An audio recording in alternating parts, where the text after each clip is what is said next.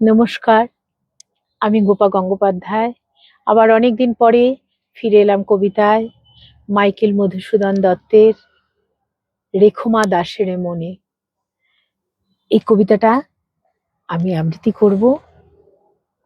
রেখমা দাসের মনে এই মিনতি করি পদে, সাধিতে মনের স্বাদ ঘটে যদি পরমাদ, মধুহীন করোনাগো তব মন কোকোনদে। প্রবাসে দৈবের বসে জীব তারা যদি খসে, এ দেহ আকাশ হতে নাহি খেদ তাহে। জন্মিলে মরিতে হবে, অমর কে কোথা কবে। চিরস্থির কবে নীর, হায় রে জীবন নদে। কিন্তু যদি রাখো মনে ডরিমা সমনে,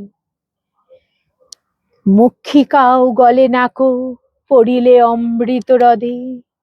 সেই ধন্য নরকুলে লোকে যারে নাহি ভুলে, মনের মন্দিরে সদা সেবে সর্বজন।